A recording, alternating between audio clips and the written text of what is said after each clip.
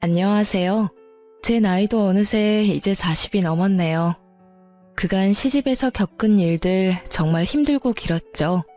이제 그 얘기를 여러분들에게 들려드리고자 합니다.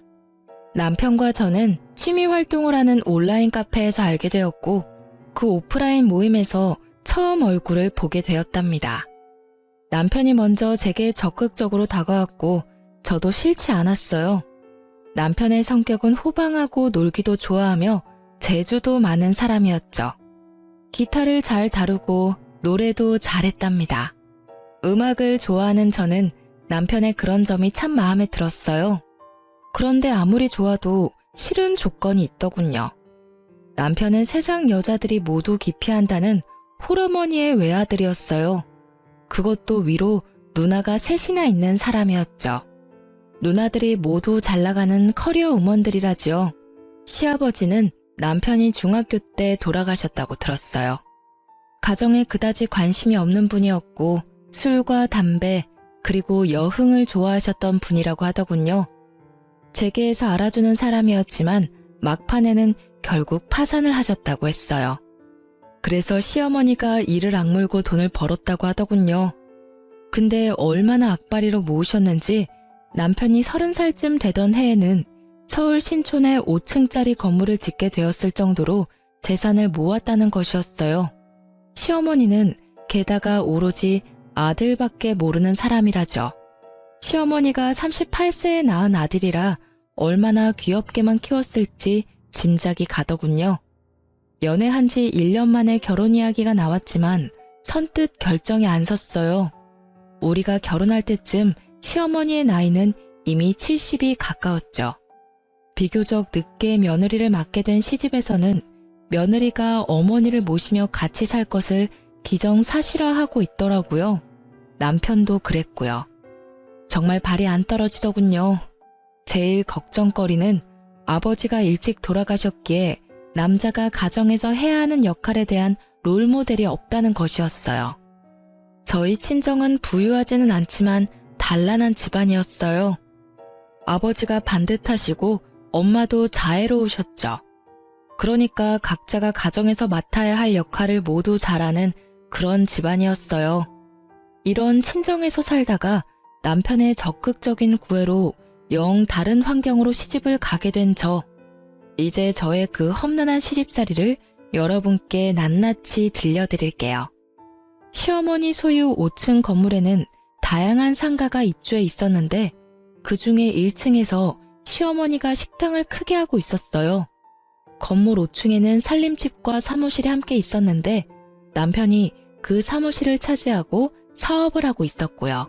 시집살이 며칠 만에 벌써 제 심기가 불편한 일이 벌어졌죠. 너는 참 살림을 잘하는구나. 우리 딸들은 영 살림하고는 거리가 멀어. 하긴 걔들이야 공부만 했으니까 나도 일하면서도 딸들 일 안 시켰어. 참 묘한 뉘앙스가 풍기는 시어머니의 말이었어요. 그러니까 우리 엄마는 저를 살림에 부려먹었다는 건가요? 그리고 시누이들은 공부만 했고 저는 일만 했다는 말로도 들리더라고요. 저도 대학을 나온 사람이었어요. 그냥 살림 참 잘하는구나 까지만 했으면 얼마나 좋았겠어요. 이 말은 저에 대한 말일 뿐만 아니라 우리 부모님에 대한 말이기도 했죠. 기분이 참 나빴답니다. 한마디 할 수밖에 없었죠. 어머니, 저도 친정에서는 손에 물 안 묻히고 공부만 하던 사람이에요. 저희 어머니도 일을 하셨지만 저희들 일 안 시키셨고요. 그렇지만 저희 집에서는 아버지도 가끔 우리 남매가 좋아하는 별식을 만들어 주시기도 하세요. 다들 기초적인 집안일 정도는 엄마가 아니더라도 할 수 있게끔 키워주셨어요. 제 말대꾸가 불만인지 시어머니가 꽁얼꽁얼 거리더군요. 시집 온 지 며칠 만에 기분이 제대로 상한 저는 퇴근한 남편을 붙잡고 어머니가 이러저러한 말씀을 하시더라 기분이 좋지 않았다 라고 말을 했죠. 하지만 남편은 그게 무슨 문제인지 모르겠다는 듯 어리둥절하다가 그저 웃고 말더라고요. 그리고 시아버지가 남편이 중학교 때 돌아가셨기에 가장의 역할이 뭔지 알지 못할 거라는 저의 걱정은 그대로 들어맞고 있었어요. 남편은 가정이 어떻게 돌아가고 있는지 관심이 1도 없더라고요. 철저히 공과 사를 구별하는 사람이었고 절대적으로 공을 앞세우는 사람이었죠. 회사 일 밖에는 모든 일이 안중에 없더라고요. 남들은 제가 시어머니가 건물주인 부잣집으로 시집을 갔다고 부러워했죠. 하지만 건물 한 채가 아니라 10채가 있으면 뭘 하나요? 시어머니는 정말 돈을 안 쓰는 구두쇠 중에 구두쇠였답니다. 아주 기초적인 생활비만 주곤 했어요. 제 용돈 같은 것을 따로 기대할 수도 없었죠. 그래서 저는 남들이 부러워하는 부잣집으로 시집가서 돈은 쪼개고 쪼개서 써야만 했답니다. 시어머니가 1층에서 식당을 경영하니 거기서 가끔 끼니를 때울 수도 있으련만 늦게 며느리를 보아 며느리 재미를 단단히 보아야겠다고 생각한 시어머니는 매 끼니를 5층 살림집에 올라와서 먹었죠. 당연히 제가 그 세 끼를 모두 차려내야 했어요. 시어머니의 친정이 가까운 곳에 있기에 가끔 출타를 하시기도 하더군요. 저한테는 그런 날이 그렇게 반가울 수가 없었어요. 한 끼라도 밖에서 해결하고 오니 제가 신경 쓸 일이 줄어들잖아요. 5층 살림집은 옥상에 면에 있어서 아직 초여름인데도 많이 덥더라고요. 그런데 그해 여름 정말 살인적인 더위가 우리나라를 덮쳤죠. 보통 36도, 37도를 오르내렸어요. 가뜩이나 더운 건물, 옥상의 면한 살림집에서 저는 정말 숨도 제대로 쉴 수 없었답니다. 어머니, 에어컨 한 대만 거실에 설치해주세요. 숨이 막혀서 도저히 못 살겠어요. 제가 가만히 앉아만 있는 사람도 아니잖아요. 이 상태에서는 가만히 앉아있는 것도 힘들어요, 어머니. 사실 남편은 자신의 사무실에서 시원한 에어컨 바람을 쐬면서 일을 하고 있었고 시어머니가 운영하는 1층 식당도 에어컨이 빵빵했답니다. 제가 정말 끼니 준비도 못할 정도로 힘들다고 하자 에어컨을 사주기는 하더군요. 그런데 제가 에어컨을 틀고 있을 때마다 10분 정도 지났다 싶으면 굳이 올라가서 끄는 것이었어요. 이러려면 에어컨을 왜 산 건지 알 수가 없더군요. 그런데 미국으로 유학을 갔던 막내 시누이가 방학이 되어서 잠시 한국에 오자 그 에어컨을 빵빵하게 틀더라니까요. 그리고 하루는 근처에 사는 둘째 시누이가 이런 트집을 잡았죠. 자네 우리 엄마 사육하는 거야? 먹을 것만 주면 되는 강아지인 줄 알아? 근처에 사는 둘째 시누이는 자주 집에 들러서 제 살림에 깊숙이 관여하고 있었어요.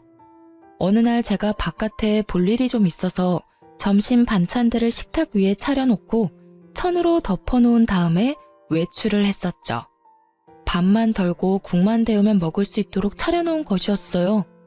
둘째 시누이가 그것을 보더니 사육이니 뭐니 하는 따위에 말 같지도 않은 말을 내뱉더라고요.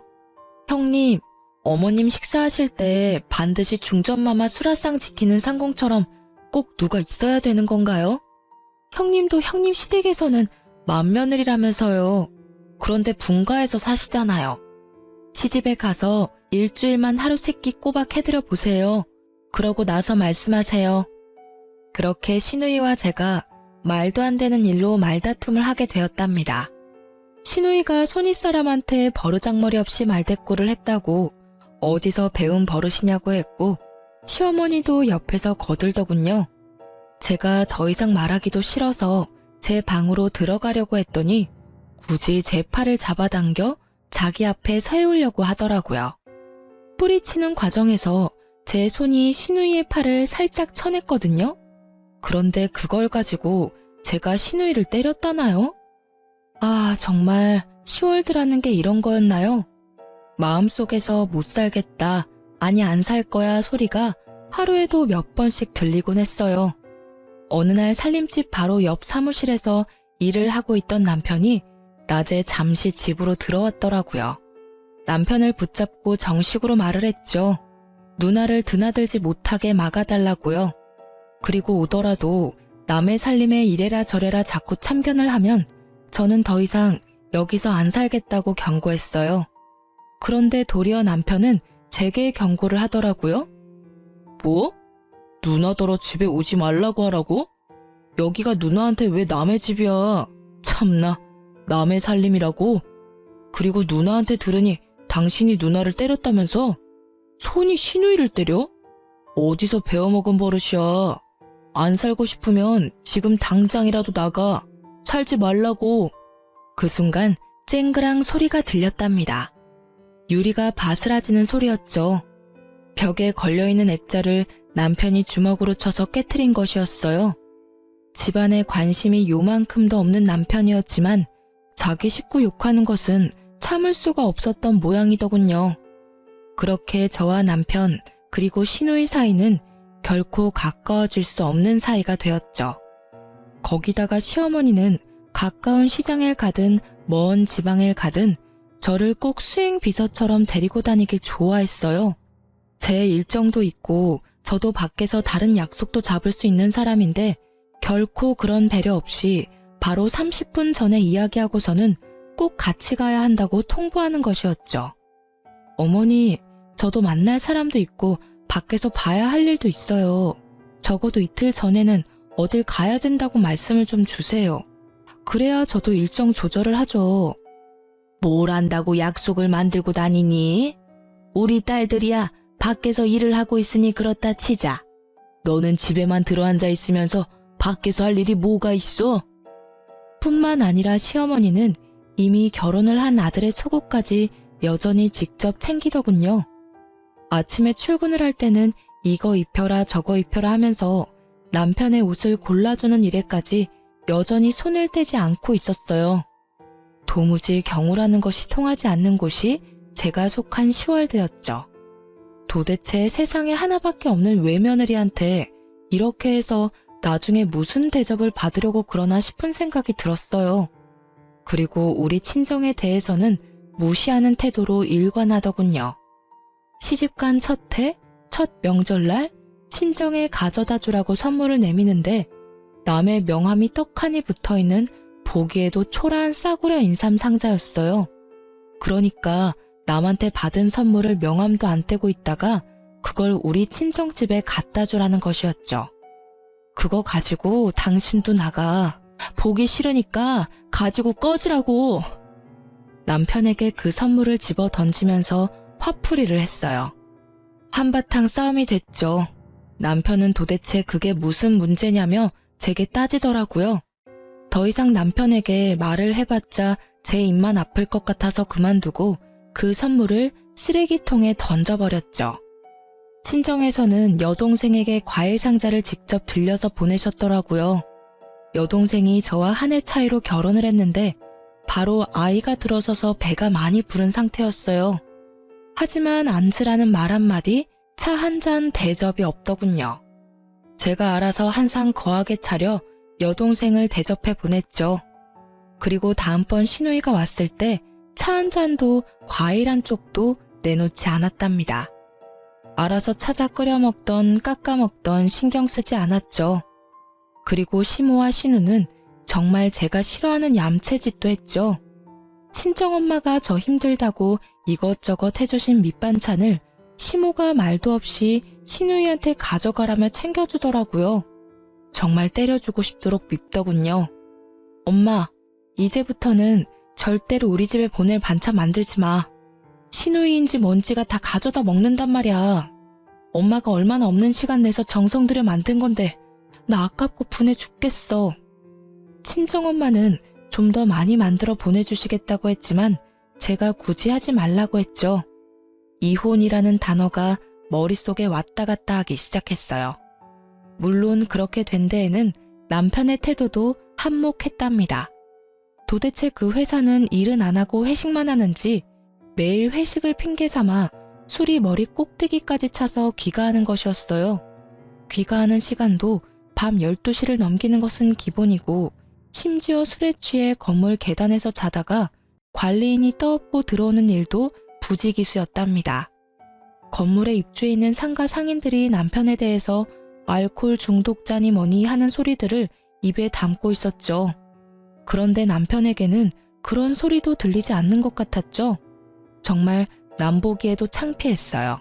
그런 남편에게 정말 정식으로 제 입장을 이야기해야겠다고 생각하고 오늘은 제발 일찍 들어오라고 부탁했죠. 밤 10시에 귀가했더라고요.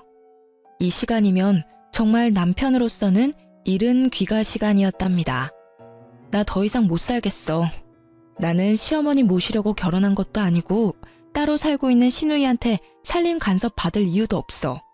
이러려면 돈 주고 말 잘 듣는 파출부나 가정부를 부르면 될 일이었잖아. 우리 당분간 따로 있자. 나 친정에 가 있을게.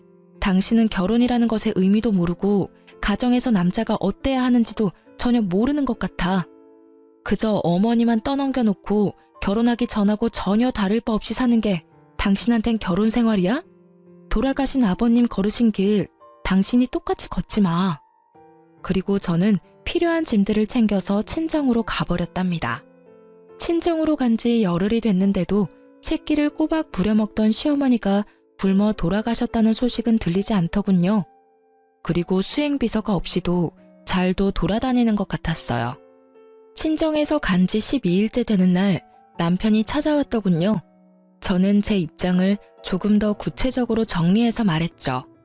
분명히 말했지만 이대로는 안 살아. 이혼하든가 아니면 분가해. 둘 중에 하나 선택은 자기 자유야.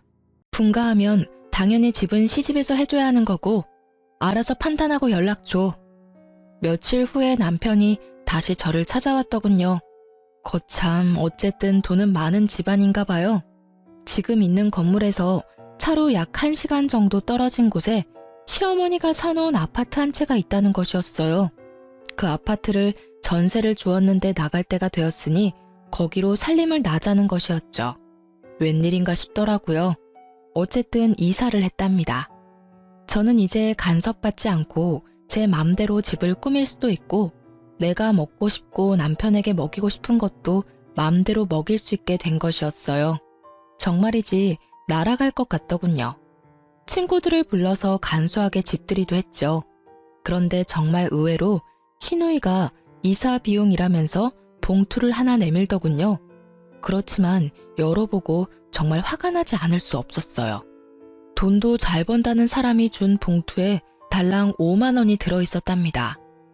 누가 이사 비용 달라고 했나요? 차라리 주질 말던가요. 박박 찢어버리고 싶더라고요. 그리고 어느 날 정말 상식적으로 이해가 가지 않는 일이 또 생겼답니다. 시어머니의 새끼 밥을 다 해서 남편 출근길에 도시락으로 싸서 보내라는 것이었어요. 길을 막고 물어봐. 분가한 며느리가 시어머니 새끼 도시락을 싸서 보내는 게 경우에 맞는지 말이야. 그리고 어머니 연로하셨다곤 하지만 건강하게 일하고 계시잖아. 나 없을 때는 도대체 어떻게 먹고 살았어? 자기가 밥 해먹고 살았을 리도 없고 어머니가 식사 정도는 해결하셨을 거 아니야. 그리고 식당을 하시니 웬만한 건 거기서 해결하실 수도 있잖아. 나는 그렇게는 못하니까 가서 싫다고 전해드려. 시누이들한테 전화가 돌아가면서 오기 시작하더라고요. 도시락 싸서 보내라고요. 그렇게 어머니 끼니까지 걱정이 되면 형님들이 알아서 어머니 모시고 살라 했어요. 그리고 다음부터는 시누이들에게 전화가 오면 그냥 끊어버리고 말았죠. 그쯤에 저한테 이상한 증상이 나타나기 시작했어요. 시집까지 차로 딱 1시간 거리인데 갔다 오면 마치 부산 정도 거리에 갔다 온 것처럼 피곤하고 머리가 깨지는 것 같이 아팠답니다. 뇌파 검사를 비롯해서 별별 검사를 다 받아보았지만 뇌 쪽에는 이상이 없다는 것이었어요. 그런데도 두통이 한번 시작되면 견딜 수가 없이 아팠죠. 그리고 살이 정신없이 빠지기 시작하더라고요. 친정엄마가 보약을 지어오기도 하셨어요. 그런데 10번째쯤 뇌검사를 받기 위해서 갔던 곳에서 갑상선에 문제가 있을 것이라고 진단을 하더군요. 검사를 해보니 아니나 다를까 갑상선 기능 항진증이라고 하는 것이었어요. 모든 신진대사가 보통 사람보다 너무 원활하게 이루어진다는 것이었죠. 그러니까 조금만 움직여도 피곤하고 살도 빠진다는 것이었어요. 모든 신진대사가 보통 사람보다 너무 원활하게 이루어진다는 것이었죠. 그러니까 조금만 움직여도 피곤하고 살도 빠진다는 것이었어요. 이런 와중에 시집에서는 이제 분가까지 시켜주었으니 빨리 손주를 보여달라고 청화를 하기 시작했어요. 외아들이니 아들을 낳아야 한다나요? 그런데 갑상선 약을 먹으면서 임신을 한다는 것이 정말 찜찜하고 의사도 권하지 않는 일이었어요. 산모에게는 신부전도 나타나고 또 태아에게는 발육부진, 조산, 사산의 위험도 크다고 하더군요. 에휴, 내 친구들이 나 들으라고 하는 소리인지 손주 자랑들을 해대는데 이건 뭐 며느리가 비실거리니 손주를 볼 수가 있어야 말이지. 아이고 내 팔자야. 늦게 본 아들이라 손주 좀 빨리 보고 싶어서 분가를 시켰는데 뭐? 무슨 병이라고? 어머니, 엄마가 마음도 몸도 건강해야 태아도 건강한 거죠. 엄마의 몸 상태나 마음 상태가 이런데 어떻게 당장 아이를 갖겠어요? 조금만 기다려 주세요. 하지만 제가 아프고 싶어서 아픈 것도 아니고 산모나 태아에게 그렇게 위험하다잖아요. 그래서 피임을 하고 약 1년을 치료를 받고는 이제는 임신도 생각해보라는 의사의 진단을 받게 되었답니다. 이제 저는 아이를 갖기 위해 노력했죠. 그런데 하늘을 봐야 별을 따죠. 이사했다고 해서 제 버릇 개 주겠어요? 아마 그런 버릇은 개도 안 받을 것 같더라고요. 역시 새벽 귀가나 아니면 아예 시집 건물에서 자고 바로 출근하는 일이 허다했어요. 자고 바로 옆 사무실로 출근을 해버리면 되니까요. 이사를 하던 해 여름이 끝나갈 무렵 태풍이 몰려오면서 많은 비를 뿌렸답니다. 우리가 사는 아파트 근처의 하천이 범람할 것이라고 대피를 준비하라는 안내방송이 밤새 계속되었고 뉴스 자막에도 하천에 범람 위험이 있다며 알려주더라고요. 하지만 남편놈은 저 혼자 집에 있는 걸 알면서도 전화 한 통 없더군요. 그렇게 위험한 상황이 지나고 난 후 저는 아예 도어락 비밀번호를 바꿔버렸어요. 그리고 아무리 문을 두드려도 열어주지 않았죠. 이런 상황인데 손주를 빨리 내놓으라니 도대체 황당하기 이를 데가 없었답니다. 정말 잘못한 걸 알아서 그러는지 아닌지 모르겠지만 잘못했다고 싹싹 빌기에 이번에만 용서해주기로 하고 문을 열어주었죠. 평생 함께 안 살 거라면 모르지만 살 거라면 이제 아이 가질 생각도 해야 된다는 것을 알아듣게 설명했어요. 알아들었는지 어쨌는지 귀가 시간이 약간 당겨졌고 그로부터 약 5개월 후에 임신을 했다는 진단을 받을 수 있었답니다. 간간히 들리던 그 도시락을 안 싸보내는 것에 대한 불만도 쏙 들어갔죠. 아이를 가지니 시집에서 저를 대하는 대접이 조금은 나아지더라고요. 그날도 사고를 고아놓았으니 가져다 먹으라는 연락을 받고 시집으로 갔죠. 시어머니와 찻잔을 마주하고 앉아서 얘기를 나누고 있었어요. 돌아가신 시아버지의 형제분으로 작은 아버지가 있었지만 그 댁에도 딸만 넷이었어요. 시어머니는 아이는 꼭 아들이어야 한다고 여러 번 강조하더군요. 참나, 그게 어디 제 마음대로 되나요? 그리고 저는 예쁜 딸이 더 좋겠다는 생각을 하고 있었답니다. 물론 시어머니에게 말은 안 했지만요. 그런데 대화 끝에 시어머니가 갑자기 좀 엉뚱한 말을 하는 것이었어요. 예, 네 시아버지 들어오실 시간 됐다. 갈비찜 좋아하신다. 얼른 좀 장만해라. 아이고, 시간이 벌써 이렇게 됐구나. 그런 건 좀 미리미리 챙겼어야지. 곧 들어오실 텐데 시간이 없지 않니? 어머니, 무슨 말씀이세요? 아버님 돌아가신 지가 거의 20년이 되어 오는데 무슨 갈비찜을 장만해요. 어머니 갑자기 왜 이러세요?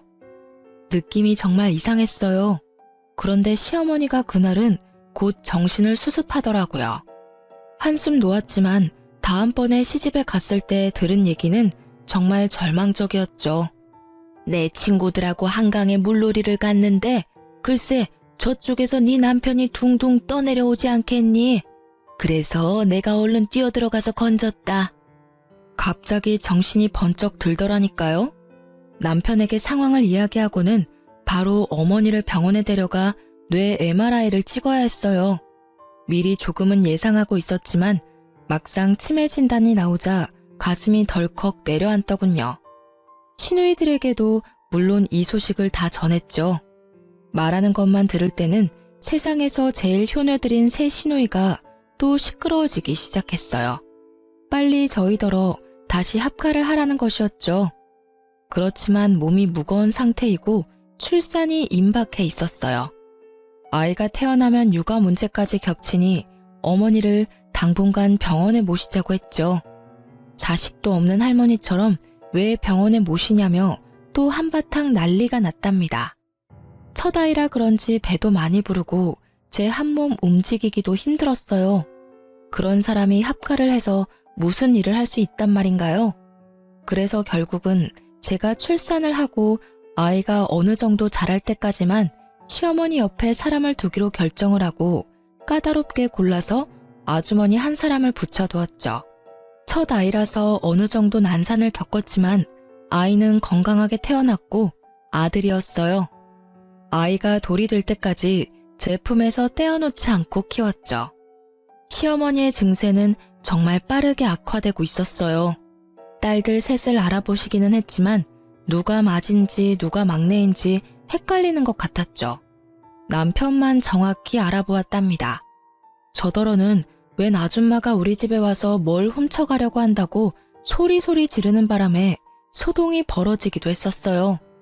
어느 날, 그날도 시어머니가 간병하는 아줌마더러 동서라고 부르면서 어떻게 이렇게 오랜만에 왔냐는 둥 헛소리를 한 다음 잠에 떨어진 날이었어요. 가만히 시어머니의 얼굴을 바라보았답니다. 50대 초반에 혼자가 되어서 오로지 자식들만 보고 돈을 버는데 인생을 바친 사람이었죠. 같은 여자의 입장으로 볼 때 정말 안 된 사람이었어요. 그리고 이제는 누가 보기에도 살만하고 며느리의 손자까지 보았는데 그만 치매에 걸린 거잖아요. 시집와서 단 한순간도 저에게 살가운 적이 없었던 시어머니였지만요. 그런데 그날은 시어머니에 대한 동정심으로 마음이 정말 착잡했답니다. 집에 와서 곰곰이 생각을 해보았죠. 시누이들은 지금도 남편더러 빨리 합가해서 저에게 간병을 맞지 않는다고 궁시렁거리고 때로는 노골적으로 불만을 표하곤 했죠. 시어머니를 아무래도 내가 돌봐야겠다 생각이 들다가도 마치 시누이를 시키는 대로 하는 것 같이 비치는 게 너무 싫었어요. 그리고 치매 환자를 돌보는 것, 그 길이 얼마나 험난할지 상상만으로도 끔찍했답니다. 어느 하루 시집에 가서 아줌마에게 물수건을 받아서 시어머니의 얼굴과 손을 씻겨주고 밥을 먹도록 도와주었어요. 애미야, 네가 왔구나. 어딜 갔다가 10년 만에 이렇게 돌아왔니? 그동안 정말 보고 싶었다. 미국에 유학을 갔었다면서? 저와 막내딸에 대한 생각이 합쳐지거나 헷갈린 것 같더군요. 그 막내딸도 이제 곧 유학을 끝내고 귀국할 것이라고 들었거든요. 시모는 제 갓난아들을 품에 안고는 마치 태어나고서 처음 본 아이처럼 그렇게 반가워하더라고요. 시어머니를 이리저리 바꿔 뉘어가면서 몸 상태를 살펴보았어요. 고용된 간병인이 아무리 잘 돌봐준다고는 하지만 역시 남은 남이더라고요. 욕창이 어느 정도 와 있었고 몸 구석구석이 깔끔하지는 않더군요. 저는 그 순간 제 인생 전체를 내던져 버릴 수도 있는 결심을 했답니다. 제가 어머니를 떠맡기로요. 남편한테 제 심정을 말하고는 분가에서 살고 있던 집을 정리해서 시집 건물로 다시 들어왔답니다. 아이를 친정에 맡겼고 친정엄마가 며칠에 한 번씩 아이를 데리고 시집으로 찾아와 주셨어요. 시누이들이 또 극성을 떨기 시작하더군요. 돌아가면서 찾아와서는 어머니가 좀 정신이 있다 싶을 때 엄청 극진하게 대하는 것이었어요. 그럴 때는 저를 옆으로 밀어내더라고요. 속셈은 아주 뻔했죠. 어머니가 정신이 있을 때 어떻게든 상속에 대하여 자신들에게 유리하게 해놓으려는 것이었어요. 그리고 어머니가 영 정신이 없다 싶으면 또 저에게 이것저것 트집을 잡아 잔소리를 하는 거였죠. 그렇게 마음에 안 들면 형님이 모셔가세요. 나 안 말려요. 지금 모셔가실래요? 큰형님이 먼저 모셔가시겠어요? 저는 실제로 주섬주섬 시어머니의 짐을 쌌어요. 큰 시누이가 와서 하도 이건 이래라 저건 저래라 잔소리를 하기에 한번 해본 짓이었답니다. 큰 시누이가 예상대로 자신은 밖에서 일을 하는 사람이라 간병이 절대 불가능하다며 손사래를 치는 것이었죠. 돈 잘 버니 모셔다가 간병인이라도 붙여놓고 저한테 하듯 감시 감독을 하면 되지 않겠느냐고 했어요. 슬그머니 내빼더군요. 물론 시누이들이 제가 모셔야 한다고 고집을 세우기는 했지만 시누이들의 의견을 따른 것이 아니라 제 스스로 결정한 일이었어요. 그런데 스스로 결정하고 각오를 단단히 했지만 정말 쉬운 일이 아니더라고요. 네가 나 몰래 살던 아파트 다 팔아먹었다면서? 그것도 모자라서 이 집 재산 다 빼돌리려고 도로 들어왔지? 내가 네 속셈 모를 줄 아니? 인연, 어서 도로 나가거라. 시어머니는 이런 말도 자주 입에 담았어요. 그리고 근처에 있는 물건을 갑자기 집어던지기도 했죠. 한 번은 고지서를 담는 작은 목함을 던져 얼굴에 정통으로 맞는 바람에 이마가 찢어지기도 했어요. 시어머니의 상태는 점점 나빠져서 결국은 자신이 할 수 있는 일이 거의 없는 지경에 이르렀죠. 저는 그야말로 시어머니의 손과 발이 되어야 했어요. 그리고 가장 걱정하던 문제가 터졌죠. 이제 배변도 자신의 의지로 조절하지 못하게 된 것이었죠. 배변 문제를 처리하는 것이 너무나 힘이 들었던 저는 시누이들이 올 때마다 손에 들고 오는 먹을 것은 모두 빼앗아서 치워버렸어요. 형님들이 어머니 화장실 문제 한번 도와드려 봤어요? 먹을 것 가지고 오지 마세요. 새끼만 건강하고 적당하게 드릴 테니까 그리 아시고요. 불만 있으면 지금이라도 모셔가시고요. 그렇게 치매 환자의 손과 발이 되어 살던 중 제 몸에 무리가 갔나 봐요. 어깨와 허리가 무너지듯 아프면서 도저히 평상시처럼 움직이질 못하겠는 거예요. 그래서 할 수 없이 간병인을 불렀죠. 그런데 치매 환자가 남과 식구는 어찌나 잘 구별을 하는지 간병인이 뭘 도와주려고 하면 강력하게 거부하고 가져다 주는 밥도 먹지 않는 것이었죠. 저는 거동을 하기가 어렵고 간병인은 거부하고 할 수 없이 시누이들이 당분간 돌아가면서 어머니를 맡기로 의논이 되었던 모양이더군요. 우리 집에서도 아무것도 안 드셔. 집에 가겠다고 자꾸 떼를 쓰신다고. 둘째네 집으로 한번 보내드려봐야겠어. 둘째 시누이네 집에서도 막내 시누이네 집에서도 시어머니는 한 달을 넘기지 못했어요. 결국은 집으로 다시 돌아왔죠. 제가 온몸에 파스를 덕지덕지 붙이고 다시 시어머니를 돌보기 시작했어요. 정말 제가 전생에 죄를 많이 지었나 보다 생각이 될 정도로 힘든 나날이 흘러갔어요. 그러던 어느 날 어머니가 바깥 나들이를 하고 싶다고 하더라고요. 치매 환자를 데리고 바깥 나들이를 하는 일, 그것도 쉽지 않은 일이었죠. 어쨌든 옷을 제대로 입혀주고 휠체어에 태워서 밖으로 데리고 나갔어요. 나가보니 저 역시 너무나 오랫동안 실내에 갇혀 살았다는 생각이 들더군요. 어머니, 오늘은 날씨가 참 좋죠? 저도 정말 오랜만에 나오네요. 어머니도 나오니까 좋으시죠? 휠체어에 시어머니를 태우고 멀리 가지는 못했지만 동네 곳곳을 돌아보았답니다. 시어머니는 밖에 나가더니 무슨 생각에서인지 동네에 있는 한 가게로 한사코 가자는 것이었어요. 거기서 아이들이나 먹는 군것질거리들을 한아름 사더군요. 군것질거리들도 모두 불량식품이라고 기피하는 것들이 대부분이었고요. 그렇게 많이 군것질거리들을 사더니 몇 개만 빼고는 모두 제게 건네주더군요. 이거 네 시누이들 오면 주지 말고 너만 먹어라. 이거 아주 비싸고 맛있는 거야. 네 남편도 주지 말고 너만 숨겨놓고 먹어. 갑자기 눈물이 핑 돌았답니다.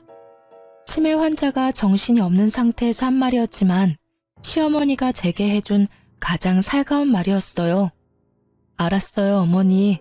숨겨놓고 저만 먹을게요. 어머니 것도 여기 따로 챙겨놓을 테니 아무도 주지 마시고 어머니만 드세요. 시어머니가 아이처럼 좋아하더군요. 그리고 상태는 점점 안 좋아지고 있었지만 일주일에 한 번 정도 친정엄마가 데리고 오는 손자는 정확하게 알아보았답니다. 그리고 제 아이를 보면 거의 울먹이면서 반가워하곤 했죠. 어느새 시어머니는 제게 조금씩 살가워지고 있었고 저는 시간이 갈수록 나빠지는 시어머니 상태에 동정심을 지나서 마치 우리 엄마가 어디가 아픈 듯 마음 한구석이 아파오기 시작했답니다. 남편 없이 오로지 자식들만 보고 악착같이 돈을 벌며 살았던 어머니였지만 자식들은 정말 아무 소용이 없더군요. 하루 24시간을 꼬박 같이 어머니에게 매여서 제 생활은 없었어요. 남편놈은 여전히 예전과 똑같이 어머니만 저한테 맡겨놓은 채 아들로도 남편으로도 그리고 아버지로서도 아무짝에도 쓸모가 없었죠. 그렇게 모진 세월이 흘렀답니다. 시누이들이 자주 들르긴 했지만 오락가락하는 어머니를 붙잡고 이젠 아주 노골적으로 상속에 대한 이야기를 입에 담더군요. 상속 문제에 대해서는 남편도 적극적으로 끼어들었죠. 제 눈에는 모두 아무짝에도 쓸모없는 사람들로 보였어요. 그런데 시어머니는 그렇게 정신이 없는 와중에도 재산권은 꼭 쥐고 놓지 않았어요. 그렇게 시어머니를 모신 지 9년째가 되던 어느 봄날이었답니다. 시어머니가 갑자기 밖으로 봄놀이를 가자는 것이었어요. 그러면서 옷을 까다롭게 고르기 시작하더라고요. 몇 번을 입었다 벗었다 하면서 마음에 드는 고운 옷을 찾아내어 입혀달라더군요. 어디로 가고 싶은지를 물었더니 시아버지 산소에 가자는 것이었어요. 시아버지의 산소는 서울 근교의 공원 묘지에 있었거든요. 거기까지는 먼 길이었고 꼭 차량이 필요했어요. 남편더러 운전을 해달라고 했더니 회사 일 때문에 시간이 없다면서 차 키만 던져주더군요. 애미야, 네 시아버지가 외로우시단다. 내가 가서 좀 놀아드려야겠다. 애미 너도 네 시아버지 본 적 없지? 같이 놀러 가련? 산소에야 자주 찾아갔었죠. 갑자기 아버님이 보고 싶으신 거예요? 아버님이 꿈에라도 보이시던가요?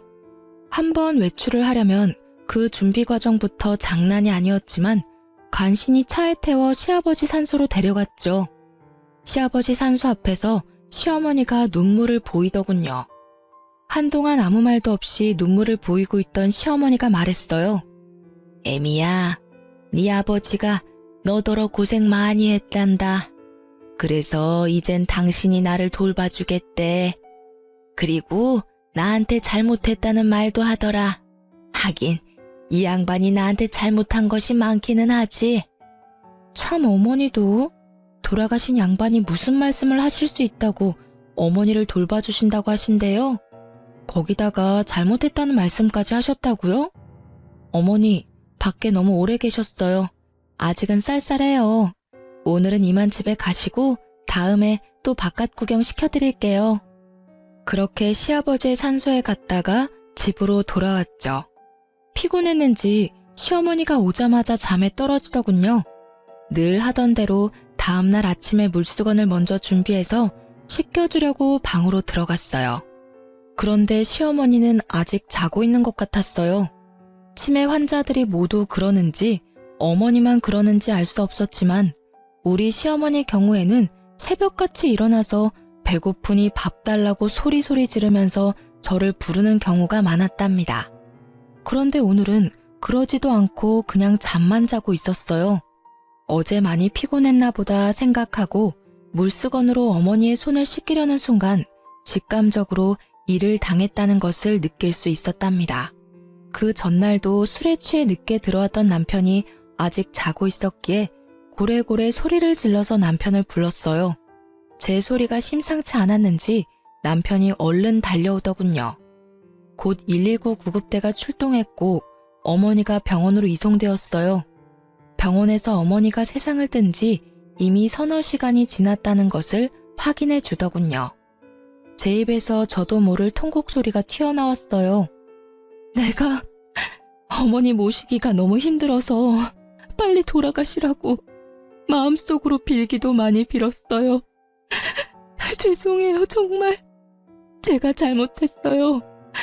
제가 잘못했다고요, 어머니. 시누이들도 곧 병원으로 몰려들었고 사흘간의 작별의식이 끝난 다음 시아버지 산소에 합장시켜 주었답니다. 그렇게 장장 9년에 걸친 치매 환자와의 투쟁이 끝났지만 마음은 허전하기 그지없더군요. 비록 정신이 있을 때나 없을 때나 저한테 모진 말을 퍼붓기도 한 미운 시어머니였지만 빈자리가 왜 이리 큰지요. 며칠을 그렇게 허망한 상태에서 지내던 어느 날 시댁 작은아버지가 웬 신사 하나와 같이 집에 들어서더군요. 애미야, 네 시어머니께서 살아생전에 나를 시켜 이 변호사분한테 재산에 관한 유언의 공증을 맡기셨다. 그걸 집행하러 온 거야. 그 변호사분이 공개하는 어머니의 유언은 정말 의외의 것이었어요. 건물과 우리가 살던 아파트, 그리고 서울에 있던 땅까지 모두 저에게 상속한다는 내용이었죠. 정말 놀랄 수밖에 없었습니다. 유언을 공개하는 자리에 같이 동석했던 시누이들과 남편의 입에서 비명 소리가 터져나오고 집안은 그야말로 세계 2차 대전쯤 되는 전쟁터가 되었죠. 저도 시누이들도 그리고 남편도 모두 놀라고 있었어요. 남편과 시누이들은 당연히 유류분을 걸고 넘어지면서 자신들이 챙길 것을 챙겼지만 그 많은 재산 가운데 절반은 결국 제 것이 되었습니다. 작은아버님 말에 따르면 그래도 어머니가 정신이 있을 때 연락을 취해서 이렇게 조치해달라고 했고 작은아버님은 부탁받은 그대로 행했다는 것이었죠. 친정엄마가 몇 년 전에 하신 말씀이 문득 기억나더군요. 그날도 어머니를 챙기는 것이 너무나 힘이 들어서 아이를 데리고 오신 친정엄마에게 하소연을 하면서 울던 중이었어요. 얘야, 선한 끝은 꼭 있는 법이다. 그리고 사람은 누구나 자신의 짐 하나씩은 꼭 짊어지고 가는 거야. 피하려고 하지 말아라. 그래야 선한 끝을 볼 수 있는 거야. 이 말씀이 갑자기 생각나더라고요. 임신을 한 상태에서 시어머니의 병구안을 시작했었죠. 떠나고 나니 왜 그렇게 못해준 것만 생각이 나는지요. 그렇게 이를 갈고 치를 떨면서 보낸 세월이었지만 사람에 대한 그리움이라는 것이 참 묘한 것이더군요. 이제 남편과의 사이에 남은 일이 있었죠. 이혼 절차를 진행하려고 준비를 했답니다. 남편 놈이 죽어도 이혼은 못하겠다고 버티더군요. 아마도 제게 돌아온 어머니의 재산 중 절반에 대해서 관심이 동했겠죠. 어머니 살아생전에 어머니에 대해서 정말 관심이나 있었어? 어머니에 대한 관심은 없고 오로지 재산에만 관심이 있었겠지.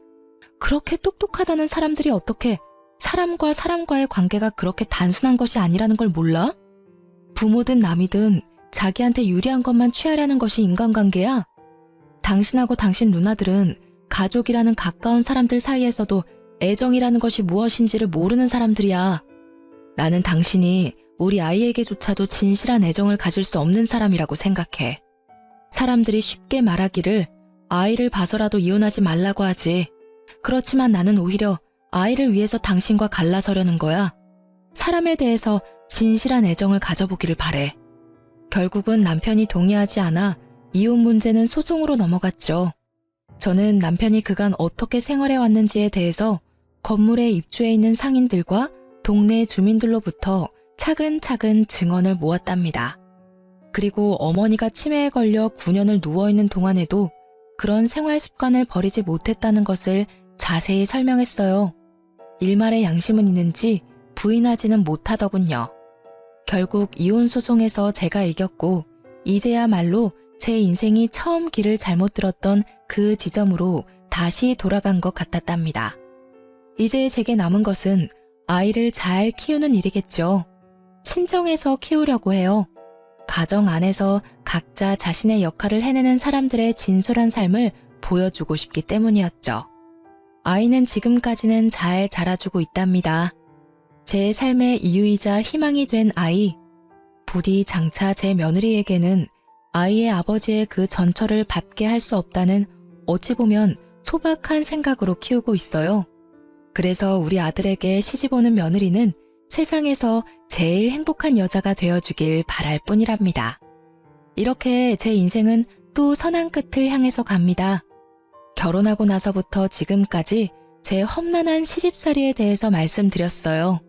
긴 글 읽어주셔서 감사합니다.